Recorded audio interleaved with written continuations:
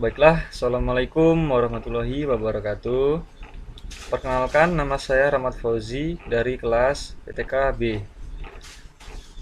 Pada video kali ini saya akan mempresentasikan satu materi, yaitu teori kemungkinan dan tes chi-square. Pendahuluan.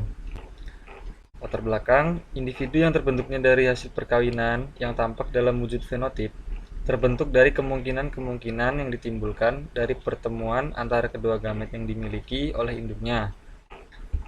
Gamet tersebut diantaranya adalah gamet jantan dan gamet betina. Selanjutnya, Suryo 2008 menyatakan bahwa peranan teori peluang dalam ilmu genetika berkaitan dengan pemindahan gen dari induk ke gamet, pembuahan sel telur oleh sperma, berkumpulnya kembali gen-gen dalam zigot sehingga dapat terjadi berbagai macam kombinasi.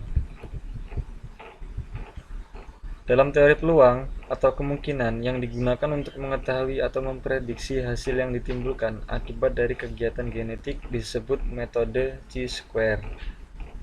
Nah, metode chi-square ini adalah cara yang dapat dipakai untuk membandingkan data percobaan yang diperoleh dari hasil persilangan dengan yang diharapkan berdasarkan hipotesis secara teoritis.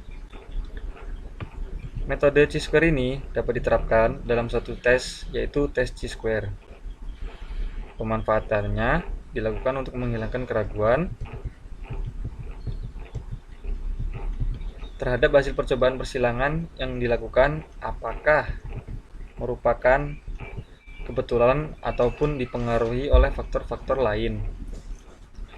Nah, hal ini akan memudahkan peneliti untuk dapat melakukan dugaan sementara terkait hasil yang diharapkan dari proses perkawinan atau persilangan yang dilakukan. Pengujian chi-square berbeda dengan pengujian lain. Dalam pengujian chi-square ini, terdapat pengujian mutu untuk menguji apakah variabel acak X memiliki distribusi fx yang dibutuhkan atau tidak. Selanjutnya, kita masuk ke dalam pembahasan.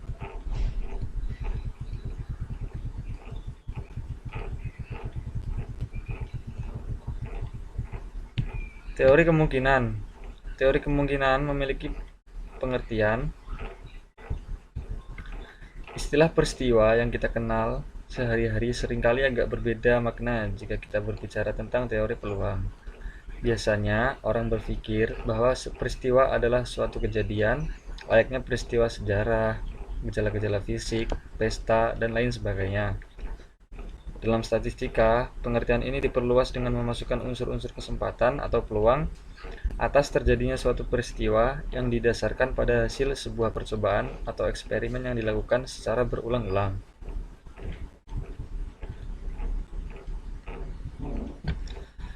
Dapat kita ketahui bahwa peristiwa pembentukan sel kelamin gametogenesis pada lalat buah maupun pada manusia terdapat dua kejadian yang berlainan. Nah, yang pertama itu adalah oogenesis, terbentuklah sel telur yang hanya satu macam saja, yaitu sel telur yang hanya mengandung kromosom X. Kedua, pada spermatogenesis, terbentuklah dua macam spermatozoon, yaitu spermatozoon yang mengandung kromosom Y dan mengandung kromosom X. Nah, dengan demikian, kemungkinan suatu sel telur dibuahi oleh spermatozoon X dan kemungkinan dibuahi oleh spermatozoon Y itu sama. Dengan kata lain, perbandingan keduanya sama, yaitu 50% banding 50%, atau bisa juga setengah berbanding setengah. Teori kemungkinan ini juga dapat digunakan jika kita melemparkan suatu mata uang ke udara. Kemungkinan kita mendapatkan sisi yang bergambar adalah setengah. Kemudian, kemungkinan mendapatkan sisi yang tidak bergambar setengah pula. Nah, teori kemungkinan adalah suatu teori yang memprediksi atau meramalkan suatu keadaan yang akan terjadi terkait suatu aktivitas yang akan dilakukan atau dikerjakan. Menurut Suryo 2008, berbagai istilah seperti kemungkinan, boleh kejadian, peluang, dan sebagainya dipergunakan untuk membicarakan peristiwa atau kejadian yang halnya tidak dapat dipastikan. Selanjutnya, disampaikan teori kemungkinan dapat juga berupa suatu pernyataan yang diketahui akan kebenarannya.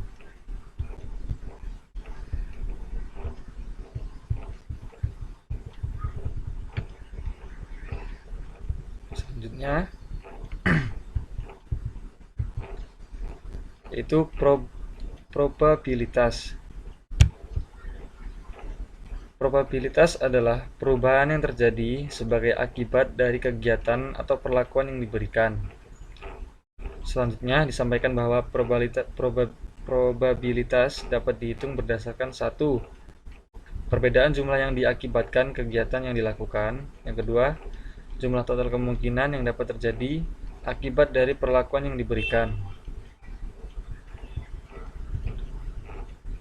Disampaikan juga nilai kemungkinan berada pada angka 0 dan 1. Angka 0 untuk perlakuan yang tidak memberikan dampak, sedangkan 1 untuk perlakuan yang menghasilkan dampak. Dan perlakuan tersebut harus berjumlah 1. Sementara itu, pendapat lain, yaitu yang disampaikan oleh Strindberger, bahwa probabilitas adalah rata-rata yang mendekati kebenaran yang diharapkan berdasarkan jumlah peluang percobaan yang dilakukan.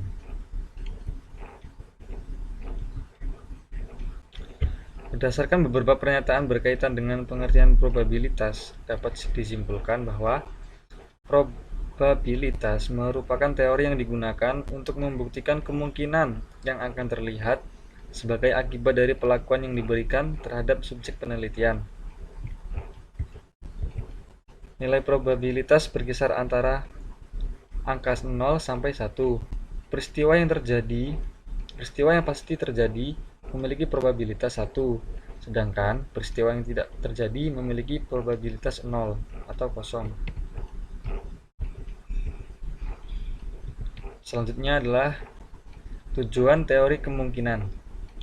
Semua teori yang disampaikan atau yang ditemukan oleh peneliti pasti memiliki tujuan.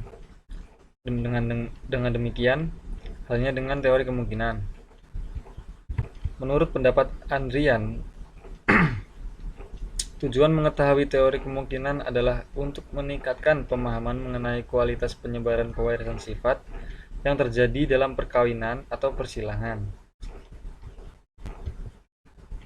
Selain itu, dinyatakan bahwa pengetahuan mengenai teori kemungkinan sangat berguna bagi konsultan genetik yang menghadapi permasalahan genetik berkaitan dengan kemungkinan keturunan yang akan terjadi apabila terjadi perkawinan atau persilangan.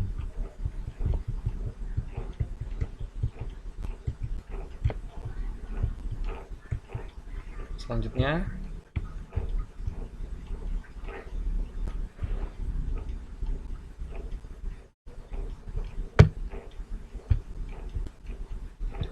berdasarkan beberapa pendapat di atas, dapat disimpulkan bahwa tujuan teori kemungkinan adalah agar dapat membuat perkiraan atau memprediksi suatu keadaan yang akan terjadi berdasarkan fakta dan bukti yang kita miliki.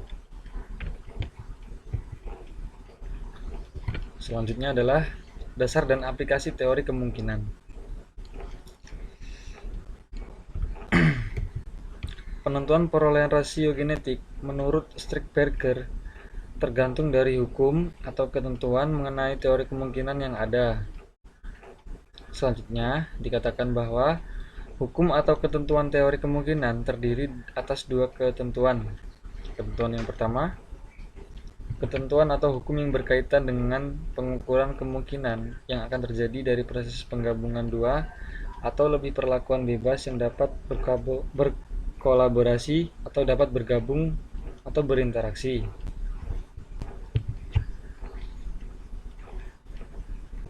Kedua, hukum atau ketentuan yang berkaitan dengan kemungkinan yang akan terjadi atau ditimbulkan apabila dua atau lebih perlakuan yang berbeda tidak dapat bergabung atau berkolaborasi. Nah, terdapat 4 cara dalam menentukan probabilitas.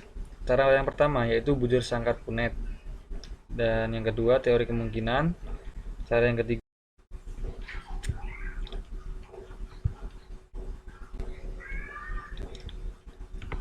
Baiklah, selanjutnya terdapat 4 cara dalam menentukan probabilitas. Nah, cara yang pertama yang dipakai adalah bujur sangkar Punnett. Cara yang kedua adalah teori kemungkinan. Cara yang ketiga binomium. Dan cara yang terakhir adalah rumus multinomium.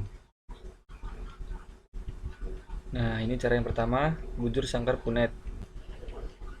Campbell dan Rees menjelaskan bujur sangkar Punnett atau Punnett square yang digunakan untuk menentukan kemungkinan dalam keturunan pada persilangan monohibrid dan dihibrid.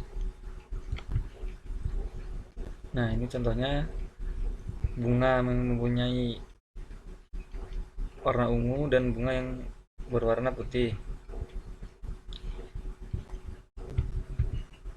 Perbandingannya adalah 3 bunga yang berwarna ungu dan 1 bunga yang berwarna putih.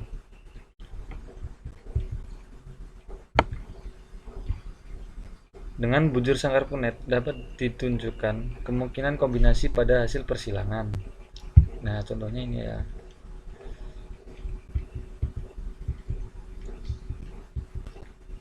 Oke, selanjutnya teori kemungkinan.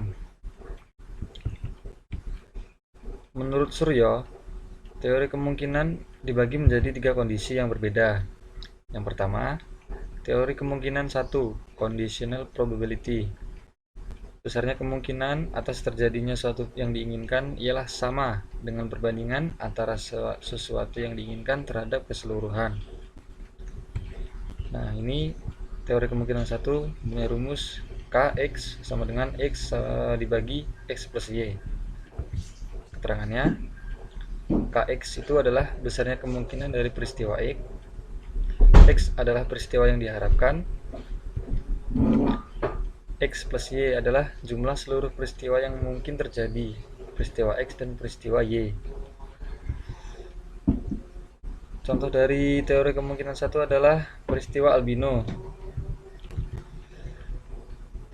Dijelaskan bahwa sepasang suami istri mempunyai anak pertama seorang albino. Kita tahu bahwa faktor untuk kealbinonian adalah resesif. Maka dari keadaan anak tersebut dapat kita simpulkan bahwa ayah maupun ibu membawakan faktor resesif. Jika gen untuk pigmentasi kita sebut A dan gen untuk kealbinoan disebut A kecil. Nah, ini rumusnya P laki-laki A besar dan A kecil dikali perempuan A besar A kecil. Ini keterangan F1 nya. A besar itu normal, A besar A kecil fenotip normal, A besar A kecil fenotip normal, dan A kecil albino. Nah, kemungkinan masing-masing dan perbandingan 1 banding 2 banding 1. Dengan demikian, maka kemungkinan anak pertama mereka normal. Nah, ini untuk perhitungannya. Selanjutnya, kemungkinan anak pertama fenotip normal. Nah, ini hasilnya 50% ya. Selanjutnya adalah teori kemungkinan 2 atau role of multiplication. Besarnya kemungkinan terjadinya 2 peristiwa atau lebih yang masing-masing berdiri sendiri ialah sama dengan hasil perkalian dari besarnya kemungkinan untuk peristiwa tersebut. Nah, ini rumus untuk teori kemungkinan 2. K X plus Y sama dengan Kx dikali Ky. Keterangannya, K X plus Y besarnya kemungkinan terjadinya peristiwa X dan peristiwa Y. Untuk Kx besarnya kemungkinan terjadi peristiwa X, dan Ky besarnya kemungkinan terjadi peristiwa Y. Nah, ini contoh soal untuk teori kemungkinan 2, peristiwa buta warna. Keturunan dari ibu yang membawakan gen untuk buta warna, sedangkan suami dari ibu tersebut mempunyai penglihatan yang normal. Ini P laki-laki X besar X kecil, perempuan X besar Y besar. F1-nya, fenotipnya. X kecil X besar itu karir, X kecil Y besar itu buta warna, X besar laki-laki normal, dan X besar Y besar itu perempuan normal. Masing-masing anak memiliki kemungkinan seperempat. Nah, bagaimanakah kemungkinan anak pertama laki-laki buta warna? Untuk dapat mendapatkan anak laki-laki, kemungkinannya adalah nikah anak laki-laki 2/4 dibagi 2/4 ditambah 2/4 sama dengan setengah, atau hasilnya 50%.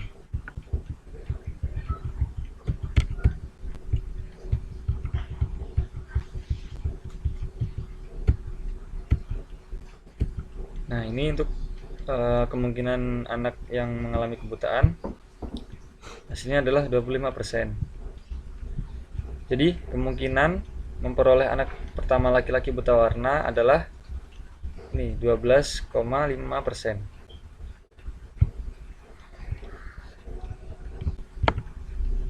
Selanjutnya, untuk teori yang ketiga adalah teori kemungkinan 3, rule of adhesion. Besarnya kemungkinan terjadinya dua peristiwa atau lebih yang saling mempengaruhi ialah sama dengan jumlah dari besarnya kemungkinan untuk peristiwa tersebut. Ini rumus dari teori kemungkinan 3, dan ini keterangannya. Kita ke contoh soal, yaitu contoh dari peristiwa teori kemungkinan 3, tanaman kacang arcis. Tanaman kacang arcis heterozigot yang berbiji bulat berwarna kuning, T besar, T kecil, K besar, K kecil, menyerbuk sendiri. Nah, yang ditanya, berapakah kemungkinan diperolehnya keturunan tanaman berbiji bulat warna kuning, tanaman berbiji bulat warna merah, atau berbiji keriput warna kuning? Ini untuk rumusnya dan ini untuk keterangannya. F1-nya atau fenotip.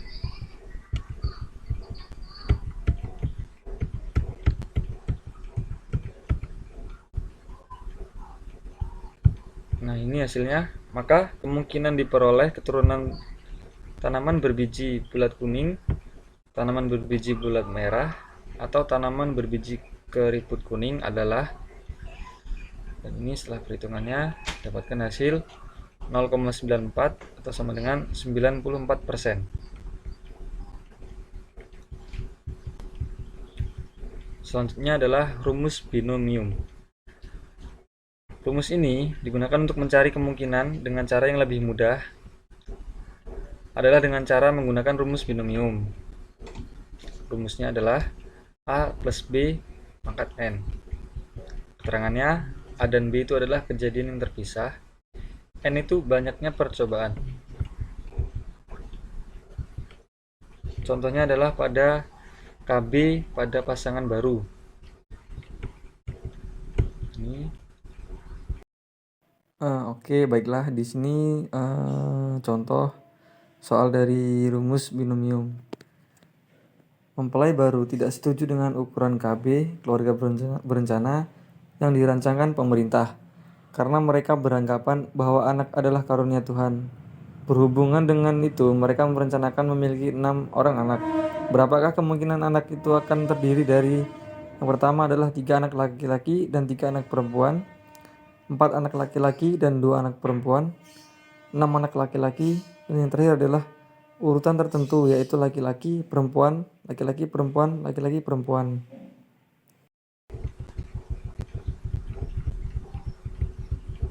Jadi seperti ini ya.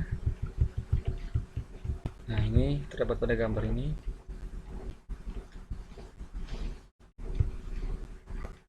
Ini untuk soalnya. Selanjutnya adalah rumus multinominal atau faktorial. Rumus ini digunakan untuk menentukan peluang peristiwa dengan 2 atau lebih pilihan kemungkinan. Rumusnya P sama dengan N sama dengan ST, P pangkat S, Q pangkat T.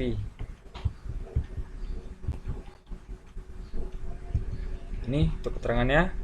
P itu adalah probabilitas, kemungkinan atau keseluruhan. N itu jumlah keseluruhan peristiwa yang terjadi. S itu adalah jumlah peristiwa P, dan T itu adalah jumlah peristiwa Q. P dan Q kemungkinan dari kejadian yang terpisah.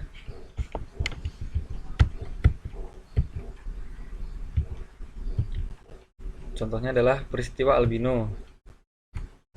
Ini contoh soalnya.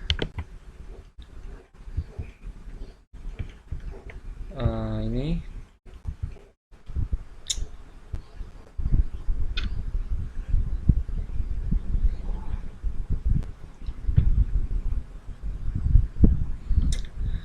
baiklah, selanjutnya adalah tes chi-square.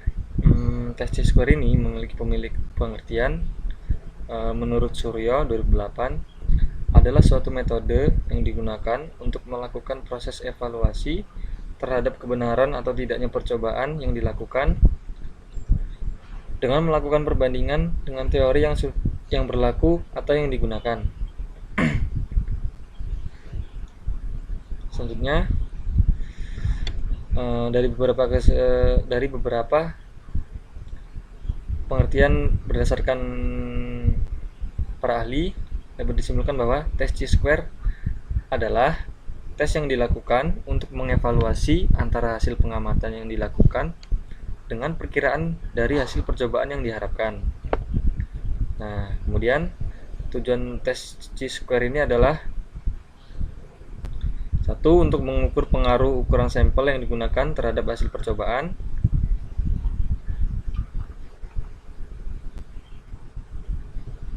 Terus yang kedua adalah untuk menolak hipotesis atau pendapat.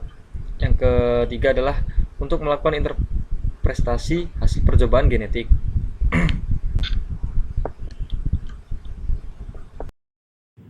Nah, oke, baiklah.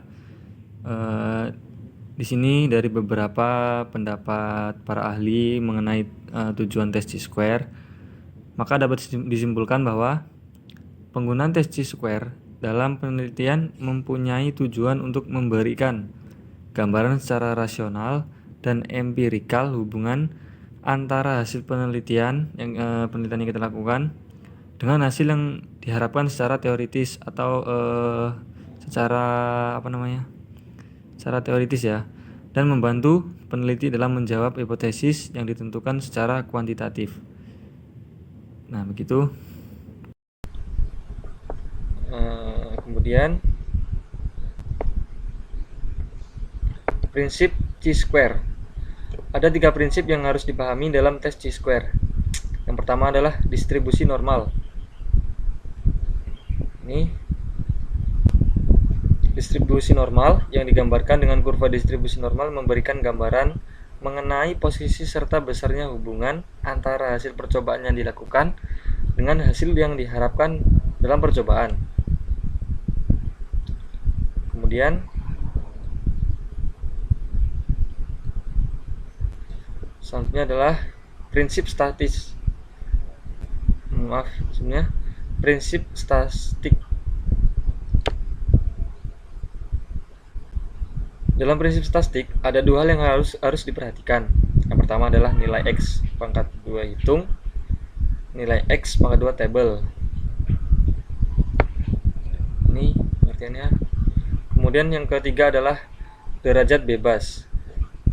Penggunaan tes chi-square dalam suatu percobaan genetik dilakukan dengan cara melakukan interpretasi terhadap nilai kemungkinan yang dimiliki oleh setiap percobaan.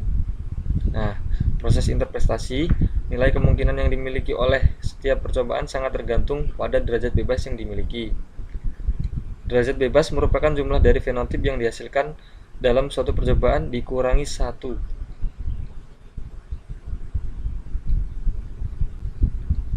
Kemudian rumus dan aplikasi tes chi-square. Ini rumusnya. Rumus yang digunakan dalam tes chi-square adalah X2.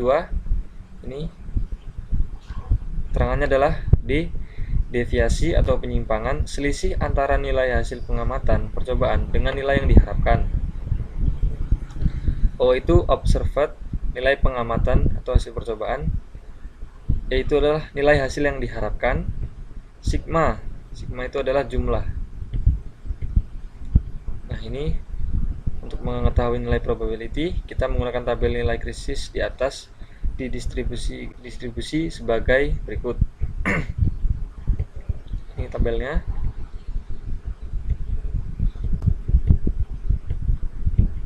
Kemudian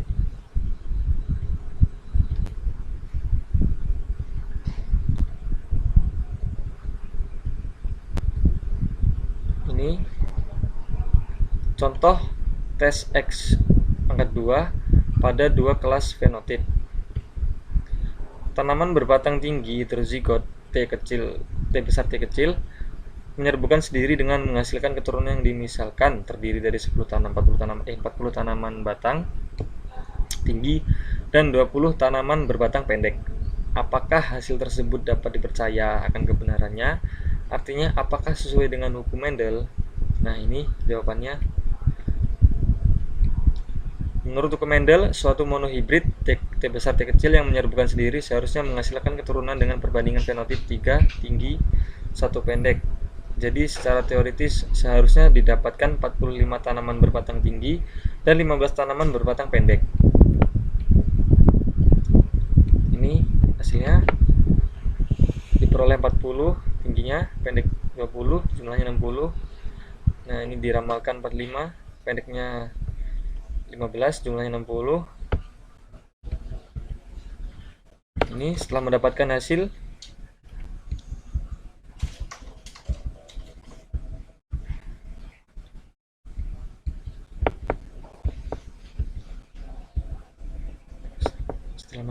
ini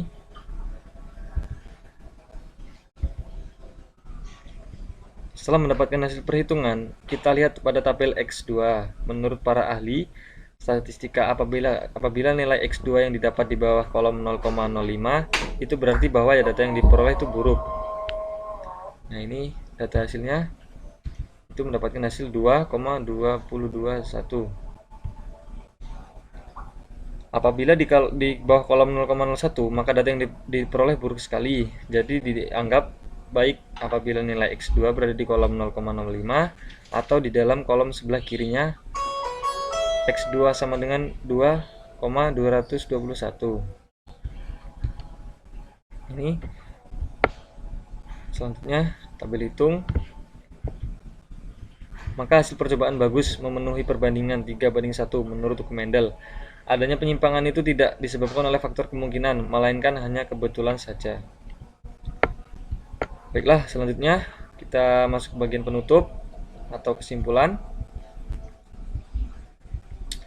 Dari penjelasan materi yang saya sampaikan tadi, dapat disimpulkan bahwa satu, teori probabilitas dapat digunakan untuk membuat kesimpulan yang bersifat kualitatif antara hasil percobaan dengan hasil yang diharapkan. Terdapat 4 cara yang digunakan untuk menentukan probabilitas, yaitu Punnett square, teori kemungkinan, rumus binomial, dan rumus multinomial. Yang ketiga, tes chi-square digunakan untuk membuat kesimpulan yang sifatnya kuantitatif antara hasil percobaan dengan hasil yang diharapkan. Yang terakhir, dalam penggunaan chi-square ada yang harus diperhatikan, yaitu derajat bebas, yang kedua prinsip statistik, dan kurva distribusi normal. Baik, sekian presentasi dari saya. Bila salah kurangnya saya minta maaf. Saya tutup. Wassalamualaikum warahmatullahi wabarakatuh. Terima kasih.